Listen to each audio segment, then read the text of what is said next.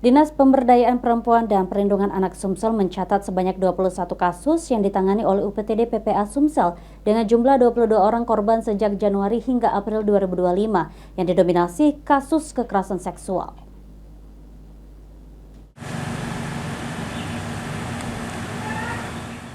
Sejak Januari hingga bulan April tahun 2025, kekerasan terhadap perempuan dan anak di Provinsi Sumsel masih terjadi. Hal itu disampaikan Kepala Dinas Pemberdayaan Perempuan dan Perlindungan Anak Sumsel Fitriana. Hingga April terdapat 21 kasus dengan jumlah korban sebanyak 22 orang. Dari beberapa kasus yang ditangani UPTD PPA Sumsel didominasi kasus kekerasan seksual terhadap anak-anak dan kekerasan seksual berbasis online. Dinas PPPA Sumsel terus mendorong untuk pencegahan dengan terus mengencarkan sosialisasi ke sekolah, OPD, perguruan tinggi, dan masyarakat.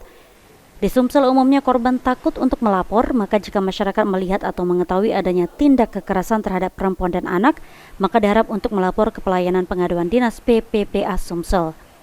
Kasus ini yang dominan itu adalah kasus kekerasan seksual terhadap anak-anak. Kemudian juga ada kasus kekerasan yang berbasis gender online, artinya kekerasan melalui online, yang berbasis online. Jadi ini terus kami dorong, juga memberikan sosialisasi ya di sekolah-sekolah, di lingkungan OPD, perguruan tinggi, dan juga kepada masyarakat untuk terus aware ya terhadap dirinya sendiri dan juga terhadap lingkungannya. Ditambahkan Fitriana, setelah melapor para korban akan diberikan pendampingan baik psikolog atau hukum. Selain kekerasan seksual, beberapa kasus lain juga terjadi di Sumsel seperti KDRT, TPPO, serta kekerasan terhadap perempuan dan anak. Ilham Wahyudi, PAL TV.